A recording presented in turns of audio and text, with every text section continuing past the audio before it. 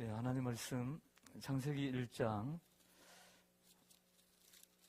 1절에서 3절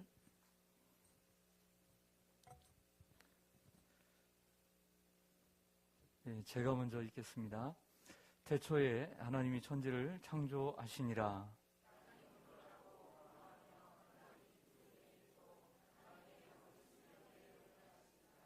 예, 5절까지 읽겠습니다. 하나님이 이르시되 빛이 있으라 하시니 빛이 있었고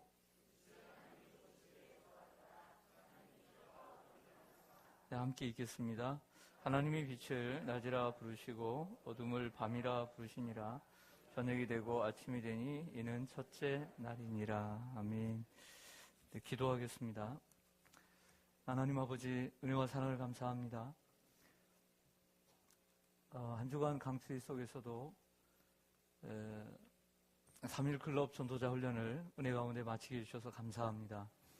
이곳에서 행해진 귀한 일을 통하여 하나님 영광 받아주시고 또 하나님의 사람들이 또 아버지 하나님이여 만들어지고 훈련되어지는 이런 축복의 시간을 우리에게 주셔서 감사합니다. 이 지역에 주님 아버지는 복음을 들은 어린이들이 교회에 등록하여 주님을 섬기게 하시고 또 흩어져 아버지 하나님 또 각 교회로 돌아간 모든 전도자들에게 성령의 충만함을 주셔서 그 말씀을 받은 대로 하나님 전도할 수 있도록 인도하여 주시옵소서. 오늘 이 늦은 밤 하나님 은혜를 사모하며 또 기도하기 위하여 하나님의 도움을 구하며 올라왔습니다.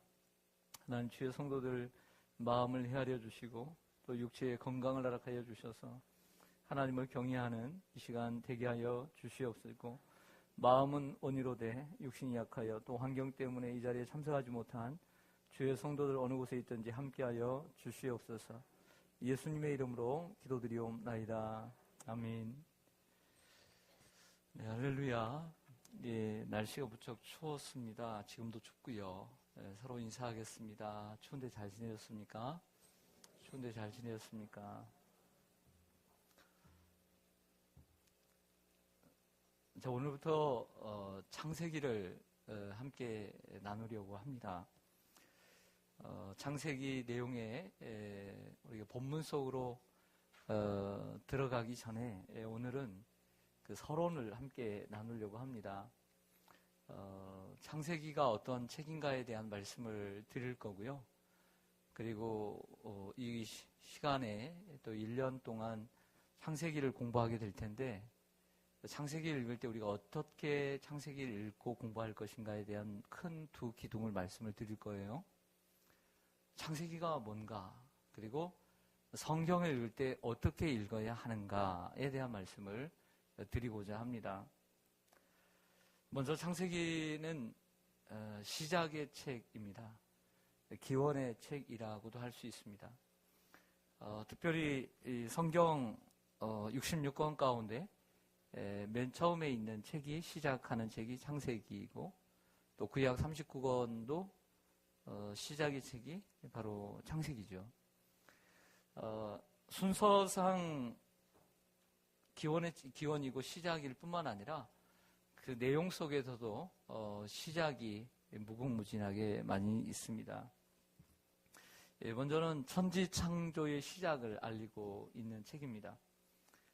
그러니까 세상이 시작된 책이죠.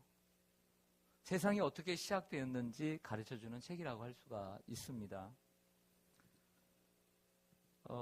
그래서 이 창세기의 타이틀 이번에 어떻게 붙일까 하다가 새로운 시작 창세기 이렇게 붙이게 되었습니다. 한번 따라서 하겠습니다. 새로운 시작 창세기. 네, 새로운 시작 창세기입니다. 창세기가 새로운 책이기도 하지만 지금 몇 월이죠?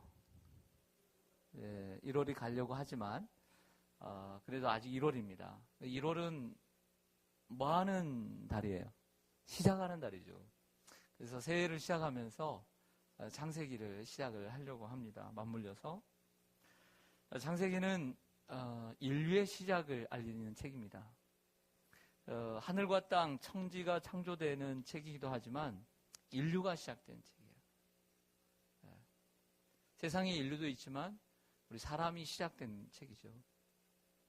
아담과 하와가 하나님의 창조로 인해서 시작된 책입니다. 인간이 어떻게 시작되었는가? 인간의 역사의 시작이라고 할 수가 있는 것이죠. 아담과 하와가 어떻게 창조되었고, 또 결혼은 어떻게 이루어졌고, 가정은 어떻게 시작되었는가? 결혼의 시작, 또 가정의 시작도 알려주는 책이 창세기라고 할 수가 있습니다. 또한 창세기는 죄와 죽음의 시작을 알리는 책입니다.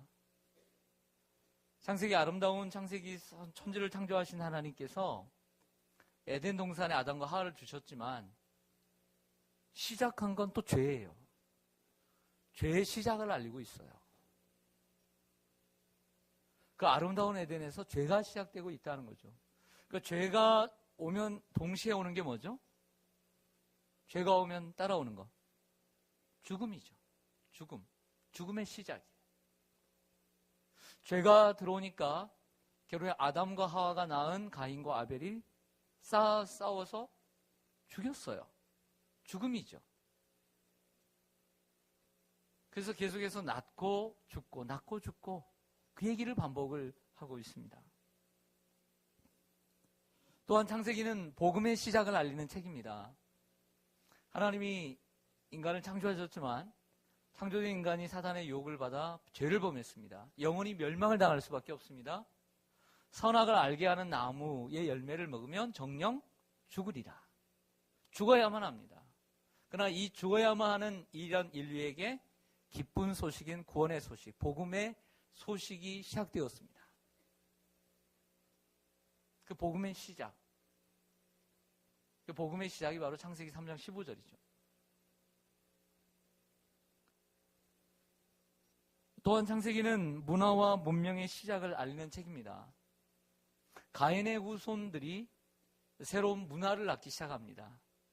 성을 쌓는 건축의 양식을 갖게 되었습니다. 이게 문화입니다. 성이 생겼습니다. 에녹성이라고 했습니다. 성입니다. 문화죠. 건축의 양식 하나하나도 문화입니다. 또 어떤 문화가 있습니까? 예술의 문화가 있습니다. 악기를 드는 자가 생겨나기 시작했습니다. 퉁소를 드는 자가 나타났습니다. 기술의 문명이 시작됐습니다. 도구를 사용하게 되었습니다. 이게 문명의 시작이죠. 그래서 문명의 시작이 4장부터 나오기 시작합니다. 가인의 후손들을 통해서. 이게 새로운 시작의 책입니다. 그 외에도 많은 시작을 알리고 있는 것이 바로 이 창세기라고 할 수가 있습니다. 이 창세기는 시작의 책이다 라고 말씀드리고 싶어요. 다음으로 창세기의 책 제목에 대한 말씀을 함께 나누겠습니다. 창세기의 책 제목이 뭐죠? 창세기죠. 뭐라고요? 창세기죠. 창세기가 뭘까요? 창세기는 한자로입니다. 한자로 되어 있습니다. 한글이기도 하지만 한자입니다. 창세기 무슨 뜻입니까? 그렇죠? 창세의 세는 세상입니다. 세상이 창조된 기록. 이게 창세기입니다. 따라합니다. 세상이 창조된 기록. 그래서 여러분들이 성경을 알게 되면 출애굽기는 뭐 어떤 뜻인가, 민수기는 어떤 뜻인가, 신명기는 어떤 뜻인가를 알아야 돼요. 출애굽기 나온다는 거죠. 어디에서부터? 애굽으로부터 나온 기록이라는 뜻이죠. 그런 하나하나 책의 이름의 뜻을 알 필요가 있습니다. 창세기는 말 그대로 세상이 창조된 기록이에요. 그게 창세기가 되는 것이죠. 그렇다고 한다면 우리나라 번역을 창세기로 했다면 왜 그렇게 했을까? 아무렇게나 이름을 정하면 안 되잖아요. 그래서 히브리어 본문의 첫 글자가 무엇이냐면 구약은 히브리어로 되어 있습니다. 헬라 그리고 신약은 그리스어, 헬라어로 되어 있죠. 이 첫 번째 창세기 1장 1장의 첫 번째 단어는 베레시트입니다. 베레시트. 따라합니다. 베레시트. 베레시트라는 말입니다. 이 베레시트라는 말은 태초에, 처음에라는 뜻을 갖고 있습니다. 처음에. 맨 처음의 책이라는 얘기죠. 태초에 이렇게 시작합니다. 태초에. 베레시트. 보통 구약의 책들은 어떤 책들이냐면 제목을 어떻게 되면 첫 번째 히브리어 단어를 대부분 많이 그 제목의 타이틀로 넣는 경우가 많이 있습니다. 이게 책 제목입니다. 베레시트 바라 엘로힘 이렇게 되어 있습니다. 베레시트 바라 태초에 바라는 뭐냐면 창조하다는 뜻입니다. 따라하겠습니다. 바라 창조하다라고 하는 단어입니다. 이 창조는 무에서 유를 창조하는 것입니다. 무에서 유를 창조하는 거예요. 엘로힘은 뭐죠? 그렇죠. 근데 성경에 보면 창세기 1장, 2장, 3장을 읽다 보면 하나님의 이름이 계속 하나의 하나님의 이름이 아닌 다른 하나님의 이름으로 번역이 됩니다. 여기서 신학적인 많은 논쟁이 있게 되는데요. 그러나 처음에 나오는 하나님의 이름은 엘로힘입니다. 엘로힘. 따라서 하겠습니다. 엘로힘이 하나님입니다. 에트 하 샤마임 이렇게 되어 있습니다. 에트는 뭐뭇을 이런 뜻입니다. 하 샤마임에서 하는 정관사 더입니다. 샤마임 하늘 이런 뜻입니다. 하늘 이런 뜻입니다. 그다음 에트라고 합니다. 베라는 말은 그리고 다시 에트는 뭐뭇을 이런 뜻입니다. 하 아레츠 하라는 말은 똑같이 정관사입니다. 정관사 더를 쓰고 아레츠는 땅. 그러니까 베레스트 바라 엘로임 하나님이 태초에 창조하셨습니다. 무엇을? 에트 하샤마임 하늘을 베 그리고 에트 하 아레츠 땅을 이렇게 됩니다. 하나님이 천지를 하늘과 땅을 창조하시니라. 이렇게 시작하는 것이 1장 1절입니다. 이 베레시트라고 하는 말은 본래 머리라는 뜻을 가지고 있는 로시라고 하는 단어에서 왔습니다. 이것은 우리나라 말로 번역하면 맨 처음에 in the beginning 이렇게 되는 것입니다. 우리나라 말은 창세기가 되는 것이죠. 영어로는 여러분들이 아시는 대로 제네시스입니다. 여러분들 자동차 중에 제네시스라고 하는 차 있죠? 예, 좋아요, 안 좋아요? 좋죠. 한번 타시길 바랍니다. 예, 굴리시길 바랍니다. 따라하겠습니다. 제네시스. 원래 이 GE라는 발음이 게네시스라고 발음이 되기가 쉬워요. 근데 게네시스라는 발음이 그리스어로는 맞습니다. 그러니까 이 히브리어로 된 이 구약 성경을 그리스 시대의 헬라어로, 그리스어로 번역을 합니다. 각 지파에 6명씩인가? 6명 곱하기 12 하면 72명 맞죠? 6명씩 72명이 번역을 해요. 어떻게 보냐면 구약의 히브리어를 헬라어로 번역을 합니다. 그러니까 72명이 번역을 하는데 2명을 빼고 72인이 번역했다 해서 72인경, 셉투아진트 이렇게 얘기합니다. 이 성경 번역에 보면 그리스어의 태초에라고 하는 단어가 뭐냐면 게네시스입니다. 대부분 영어가 그리스 헬라어에서 많이 따오는 경우들이 많이 있잖아요. 그래서 그 처음을 가리키는 게네시스가 영어 발음으로 제네시스가 되어서 창세기를 제네시스 이렇게 이름하게 된 것입니다. 여러분들이 기억하시면 좋을 것 같아서 말씀을 드립니다. 세 번째로는 창세기의 저자입니다. 창세기의 저자는 누구죠? 그렇죠. 모세입니다. 하지만 이 부분도 신학자들 간에는 많은 논쟁이 있습니다. 자, 그 논쟁을 다 털어버리고 확실하게 우리는 다 넣고 성경이 하나님의 말씀이라고 믿을 때 분명 이 기록된 이 성경이 하나님의 말씀을 여러분 믿으십니까? 그렇다면 이 성경이 말하는 것을 믿으십니까? 그러면 성경이 모세오경의 저자를 누구라고 지칭하고 있느냐? 그럼 우리는 그걸 믿어야 돼요. 자, 이해 갑니까? 다시요. 성경이 하나님의 말씀인 것을 믿습니까? 그러면 성경이 쓰여진 것을 믿습니까? 그러면 성경이 모세오경의 그 지은이를 창세기의 저자가 모세라고 쓰여지면 우리는 모세라고 믿어야 되죠. 맞습니까? 그래서 모세입니다. 예수님은 뭐라고 말씀하시냐면 누가복음 22장 44절에 또 이르시되 내가 너희와 함께 있을 때에 너희에게 말한 바 곧 모세의 율법과 선지자의 글과 시편의 나를 가리켜 기록된 모든 것이 이루어져야 하리라 한 말이 이것이라 하시고, 그러니까 구약 성경을 말씀하실 때 모세의 율법과 선지자의 글과 시편이 나를 가리켜 말하는 것이다. 예수님께서 말씀하신 성경을 얘기하는 거죠.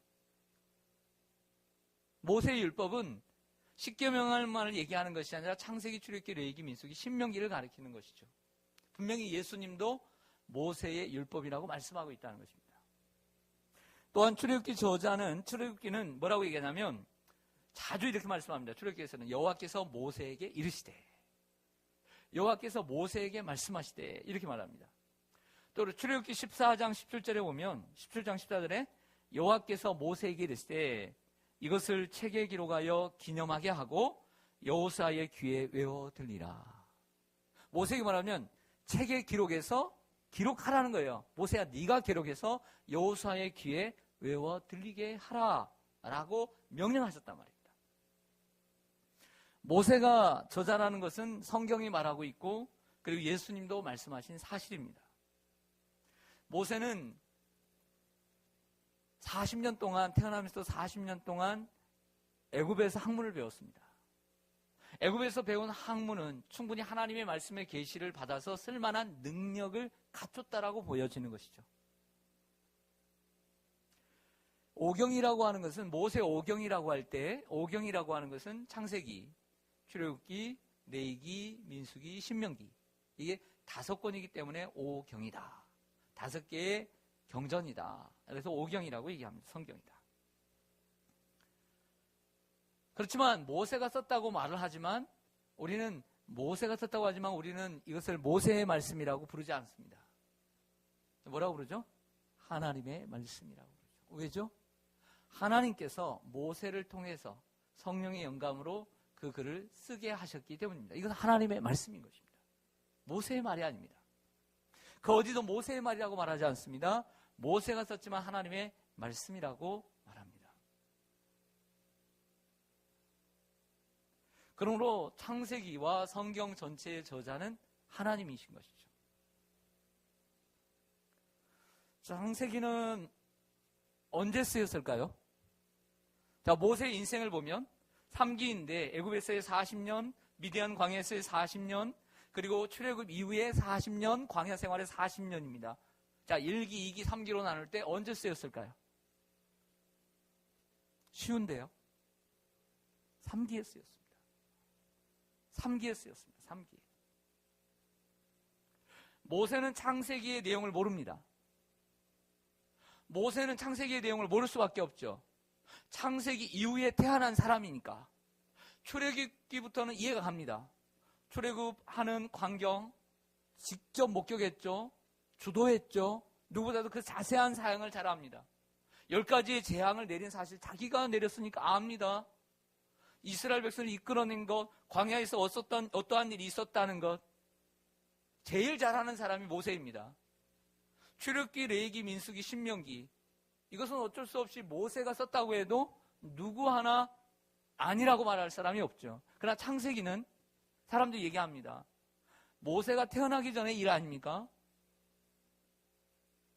그런데 어떻게 모세가 쓸 수 있는가? 하나님이 영감하신 것이죠. 언제 썼을까요? 광야 전에 미디안 광야에 썼을까요? 그런 내용 없습니다. 또 언제 썼을까요? 애굽의 왕자 했을 때 썼을까요? 그럴 리가 없죠. 또 하나님께서는 이 말씀을 광야 시대에 외워 들리라, 쓰라고 했습니다. 그래서 광야 40년대 80세에서 120세 사이에 이 5권의 책을 쓴 것이죠. 그럼 연도로 보면 이렇습니다. 출애굽 연도가 주전, 예수님께서 오시기 전 1446년입니다. 1446년. 이게 출애굽 연도입니다.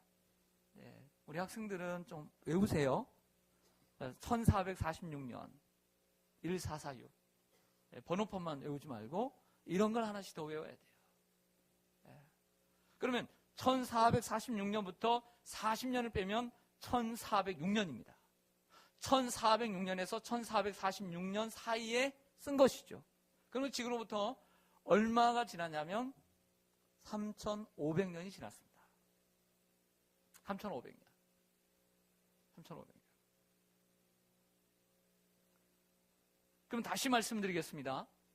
그러면 성경은 몇 년 동안 쓰여졌을까요?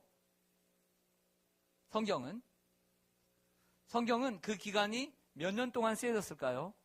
자, 주전으로부터 시작해서 예수님께서 오신 기점을 통해서 모세까지 1446년입니다. 그럼 처음 창세기가 시작된 책이 1446년, 1500년 전에 쓰여졌습니다. 맞습니까? 자, 예수님께서 오셔서 신약 성경은 몇 년 안에 쓰여졌습니까? 100년 안에 쓰여졌습니다. 주 40년대부터 세례 요한이 쓴 요한계시록까지 96년까지 100년 안에 1세기에 쓰여졌습니다. 여기에 100년과 이쪽에 1500년 합하면 몇 년입니까? 1600년. 나와요, 안 나와요? 그래서 성경은 몇 년 동안 쓰여졌다? 1600년 동안 쓰여졌다. 몇 명에 의해서? 40명에 의해서. 이렇게 해서 1600년이 되는 것입니다.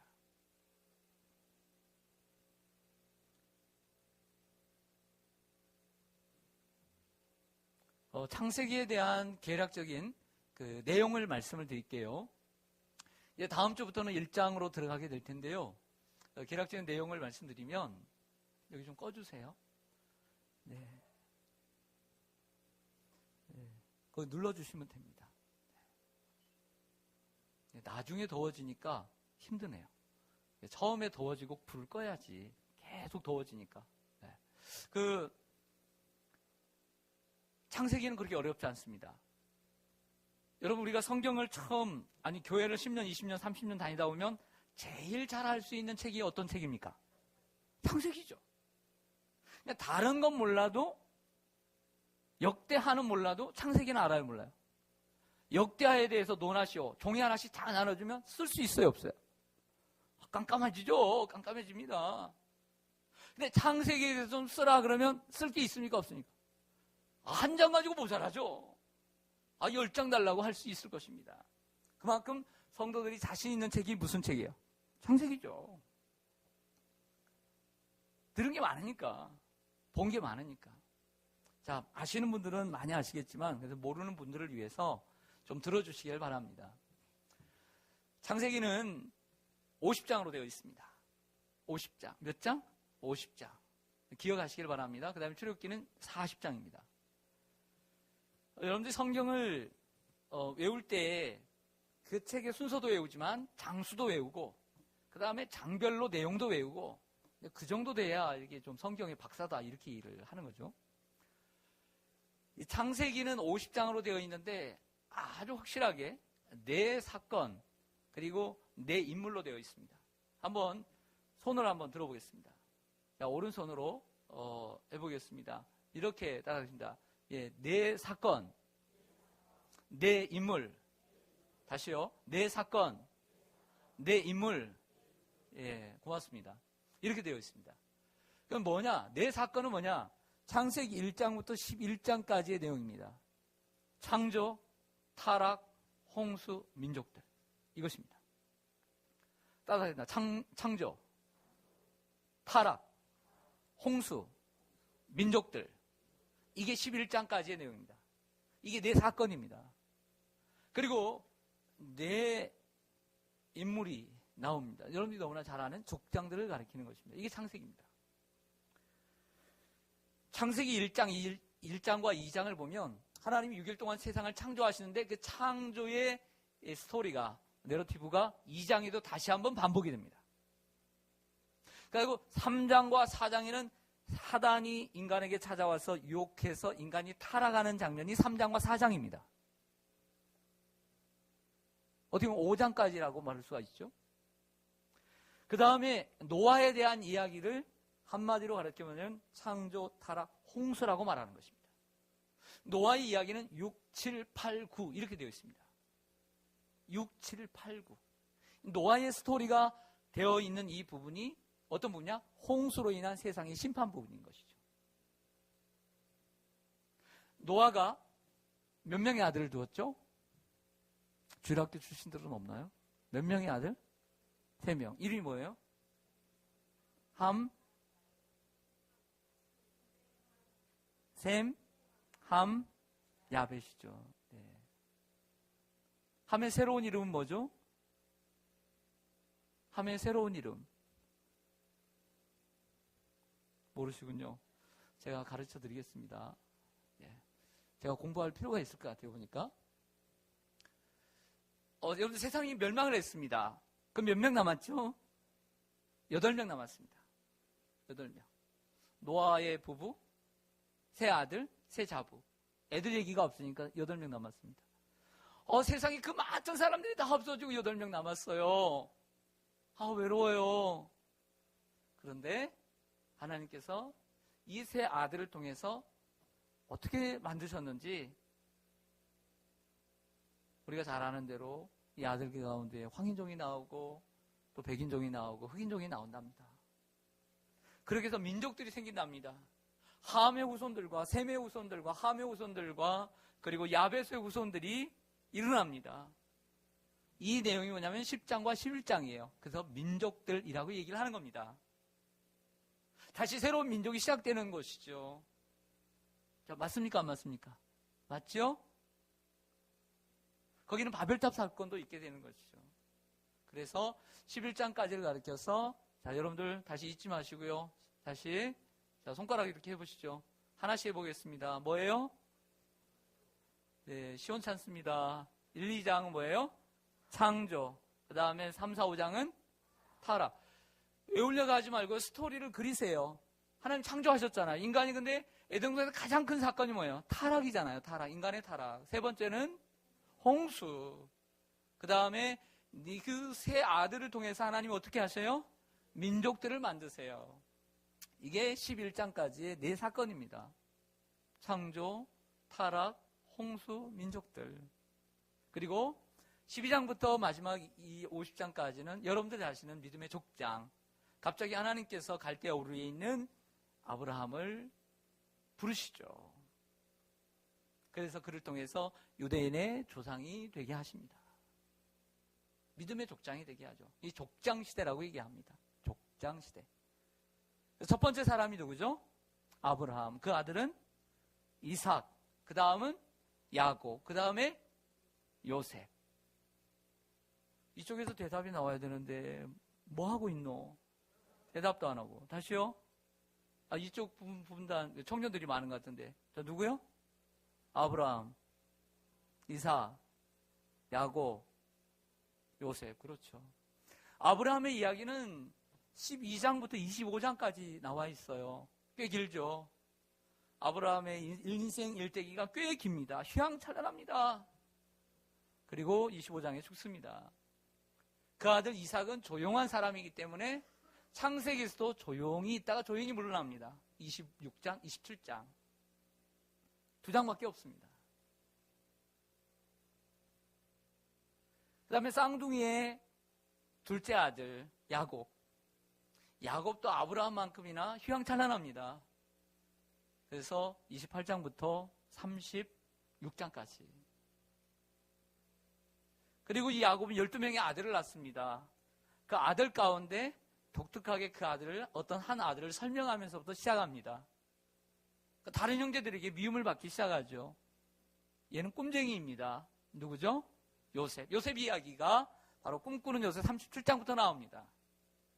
그 요셉 이야기가 흘러가면서 가족의 이야기와 함께 섞여지면서 애굽의 총리까지 되고 그리고 그들에게 양식을 그에게 얻으러 갔다가 다시 요셉을 만나서 회복하는 장면까지 그리고 그들이 다 같이 70명의 가족들이 애굽의 고센 땅에 이사해서 처음에 행복하게 사는 장면까지 여기까지 이게 창세기입니다. 그래서 창세기는 내 사건, 내 인물로 되어 있습니다. 아주 분명하고 선명합니다. 여러분들 잘 아시지만 그래도 함께 말씀을 나누기를 원합니다. 창세기는 모든 성경을 보여주는 아주 중요한 책입니다. 창세기 속에 수많은 것들이 숨겨져 있습니다. 어쩌면 창세기 하나만 제대로 알아도 성경이 열릴 수 있다는 것입니다. 아니, 창세기가 열리지 않으면 성경은 절대 열리지 않습니다. 자, 그 두 번째로요. 오늘 창세기 본문으로 들어가지는 않습니다. 자, 오늘 1절만 살펴봤는데요. 이제 설교의 두 번째로 가서 그렇다면 우리가 성경을 어떻게 읽을 것인가? 창세기를 어떻게 읽을 것인가에 대한 말씀을 드릴게요. 첫째는 성경은 연인이 나에게 써준 편지처럼, 연인의 편지처럼 사랑하는 마음, 사모하는 마음으로 읽어야 합니다. 따라하겠습니다. 연애 편지처럼 사모하는 마음으로 읽자. 성경은 죽음보다 강한 하나님의 사랑으로 쓰여진 편지입니다. 죄인 인간에게 들려주는 넓고 크신 하나님의 사랑의 편지입니다. 죄인 우리가 영원히 죽어야 마땅하지만 죽어가는 우리를 위해서 사랑한다라고 외치는 하나님의 숨결이자 하나님의 소리입니다. 분명 성경은 논리적이고 과학적이고 때로는 합리적이고 때로는 신학적으로 읽어야 합니다. 때로는 수많은 지식을 쌓기 위해서도 읽을 필요도 있겠지요. 하지만 성경 그렇게 읽는 것이 아닙니다. 성경은 가장 기본적으로 하나님께서 나에게 들려주시는 사랑의 편지로 읽어야 합니다. 따지기 위해서 읽는 것이 아닙니다. 이게 과학적으로, 합리적으로, 논리적으로 맞는지 따지면서 읽는 것이 아닙니다. 그냥 하나님이 들려주시는 음성으로 들어야 합니다.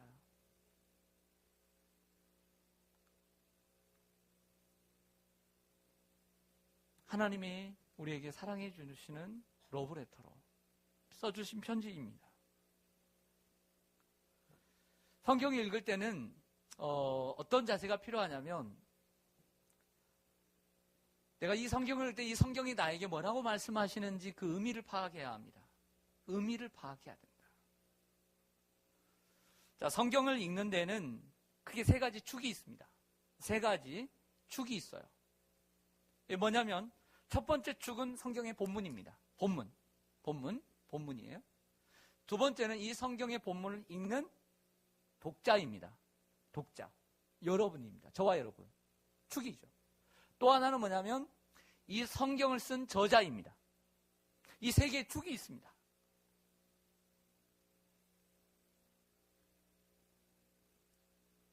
성경은 오래전에 쓰여졌습니다. 3,500년 전부터 2,000년 전까지 쓰여졌습니다.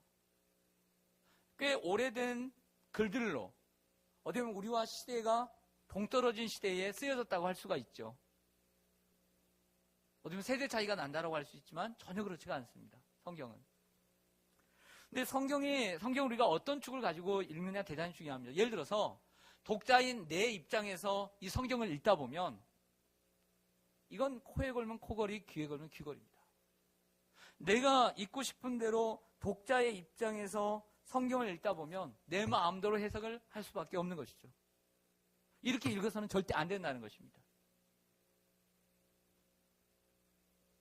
내가 성경을 읽어서는 안 됩니다.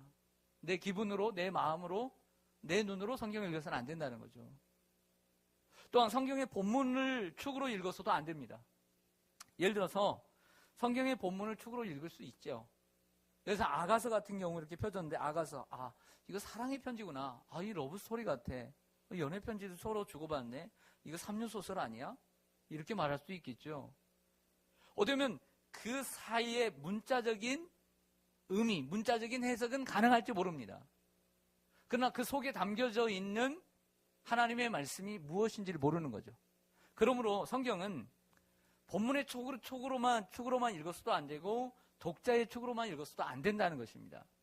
성경을 읽을 때 가장 중요한 것은 이 성경의 저자의 의도입니다. 저자의 의도예요.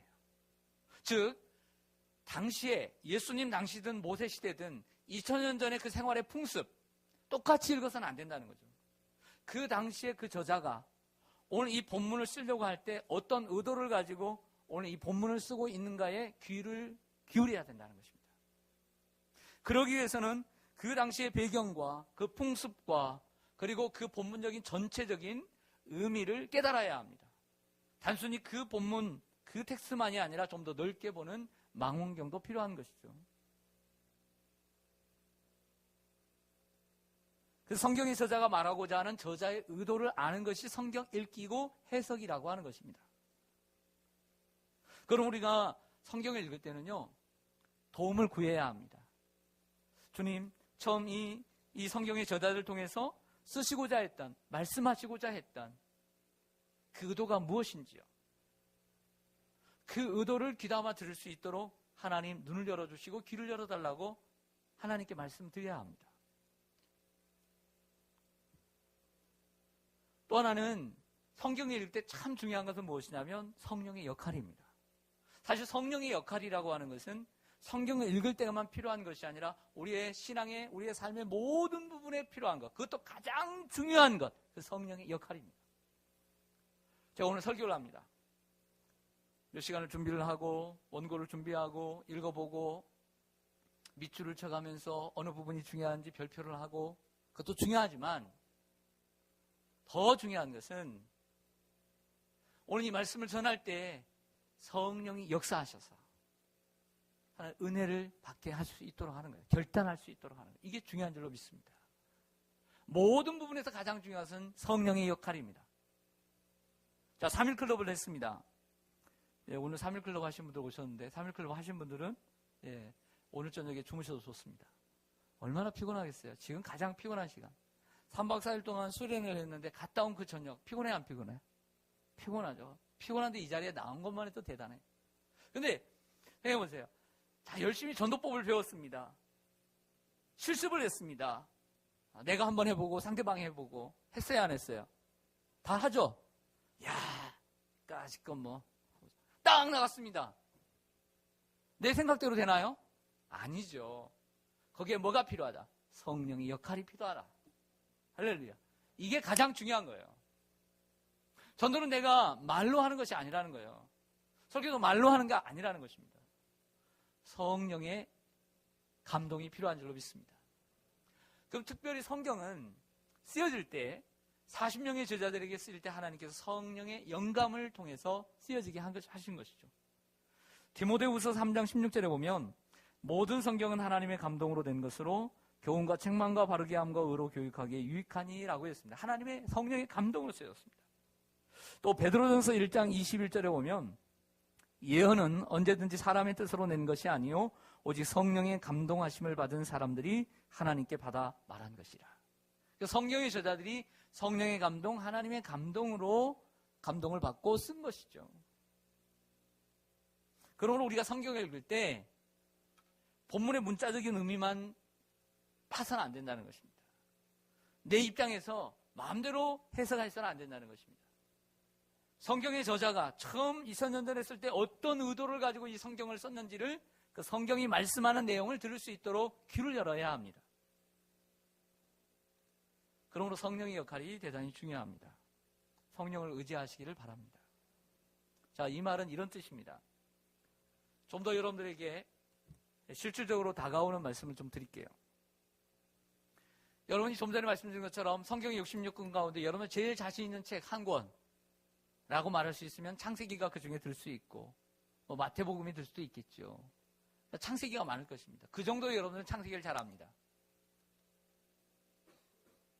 내 사건, 내 인물 줄줄이 깰 수 있습니다.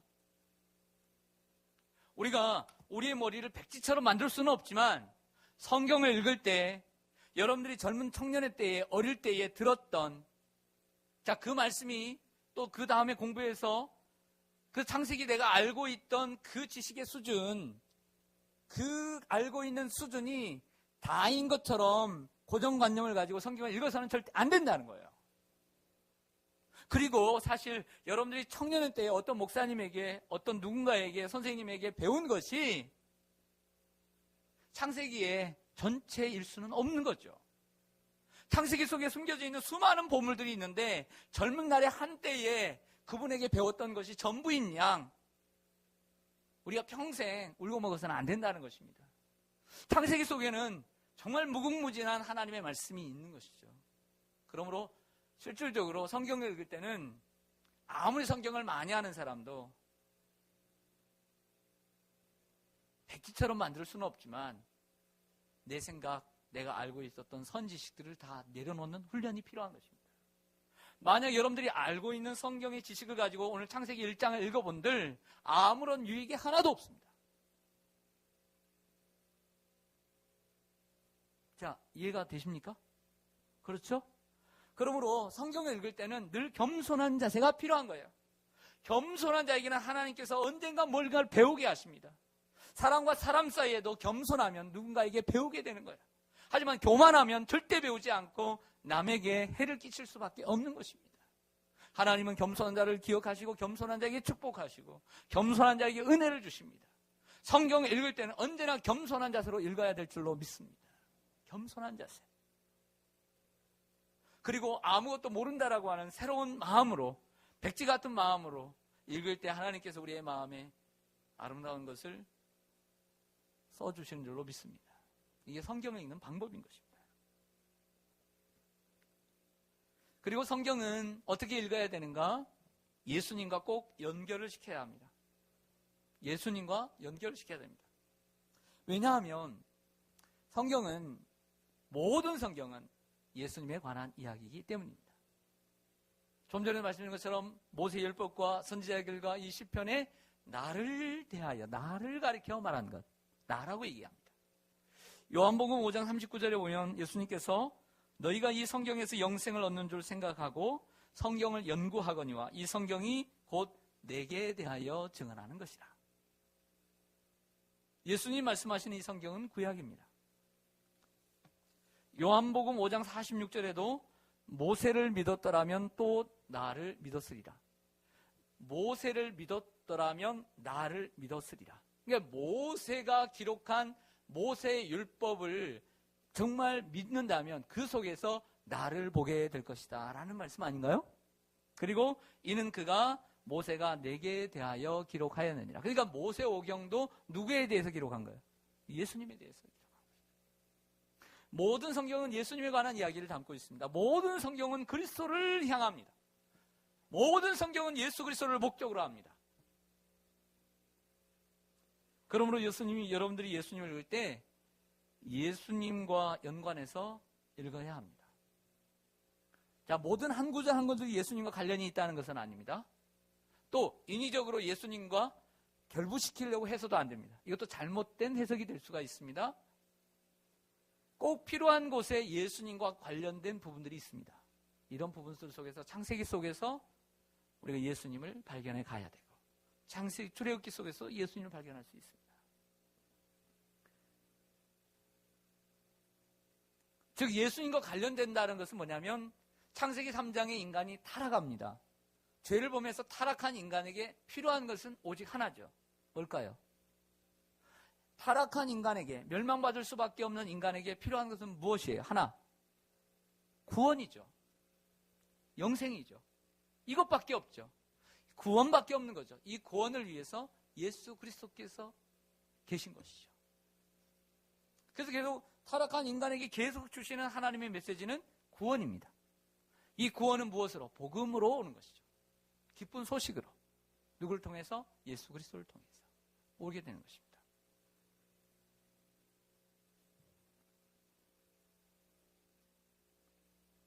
올해 우리 그리스도인들에게 가장 많은 사랑을 받은 두 권의 책이 있습니다.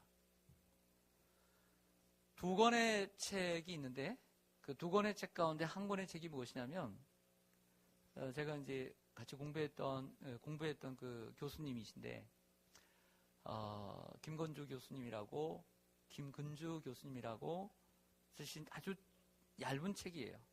얇은 책인데 제가 지금 책 제목이 정확히 모르겠는데 가장 많은 사랑받은 책 중에 하나입니다. 그건 뭐냐면 그런 얘기입니다. 성경을 어떻게 읽을 것인가. 자, 성경을 어떻게 읽을 것인가라고 하는 책들은 많이 나와 있습니다. 근데 이번에 그분이 쓰신 책은 아주 간단하면서도 우리 성도님들에게 많이 필요한 책이었던 것 같아요. 그게 사랑받는 책 가운데 하나가 되었습니다. 마지막으로요. 성경을 읽을 때는 어떻게 읽어야 되느냐.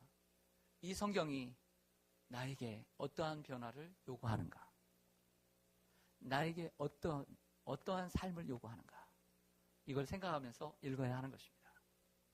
여러분, 성경은 우리가 설교를 듣고 성경 공부를 하고 제자 훈련하는 목적은 지식을 쌓기 위해서 하는 게 절대 아닙니다. 삶의 변화를 위해서 설교를 듣고 그리고 공부를 하는 줄로 믿습니다. 할렐루야. 이것이죠. 혹이라도 구원을 받지 못하거나 예수를 안 믿는 분들, 예수를 안 믿는 분들이라고 한다면 처음부터 이 성경을 읽으셔야 합니다. 어떤 마음으로? 예수님을 만나고 싶은 마음으로 읽어야 합니다. 구원의 책이니까. 어떠한 변화가 일어나야 됩니까? 먼저 거듭나는 것부터 필요합니다. 그분에게는. 예수님을 만남으로 예수님이 어떤 분인가를 알고 그분을 믿음으로 구원에 이르러야 하니까. 다음으로 어떤 분야의 분이 계시냐면 저와 같이, 여러분과 같이 예수를 믿는 분들, 구원받은 분들이 있습니다. 그냥 구원받았다고 변화가 필요 없습니까? 아니죠. 구원받은 우리, 예수를 믿는 우리들이 어떠한 변화된 삶을 살아야 하는가. 오늘 이 성경을 통해서, 오늘 내가 큐티하고 오늘 묵상한 이 말씀을 통해, 오늘 설교한 말씀을 통해 하나님은 나에게 무엇을 요구하시는가 결단이 있어야 합니다. 이것을 일반적으로는 적용이라고 얘기하죠. 성경을 읽고 그 다음 부분은 해석하고 그리고 삶에 적용하는 부분을 가리킵니다. 사랑하는 성도 여러분, 여러분들이 너무나 잘 아시는 창세기를 시작하려고 합니다. 그래서 오늘 본문으로 다이렉트로 들어가려 하다가 광고도 덜 됐고 정말 창세기를 함께 공부하실 분들, 금요기도에 안 나오신 분들 가운데 좀 같이 공부했으면 좋겠다 하고 주보에 광고를 한 번 더 냈습니다. 그래서 오늘은 서론을 말씀드리고 본론은 다음 주부터 시작을 하려고 합니다. 한 분이라도 더 나와서 이 시간에 창세기를 꾸준히 듣고 그 속에서 복음을 깨닫고 주님을 만나기를 소망합니다. 그리고 여러분들이 설교를 들을 때도 그렇고 성경을 읽을 때도 그렇고 오늘 제가 말씀드린 대로 그러한 마음 자세를 가지고 성경을 읽을 때 다 아는 말씀이 아니라 정말 새로운 말씀이 여러분들에게 선물로 다가올 줄로 믿습니다. 기도하겠습니다.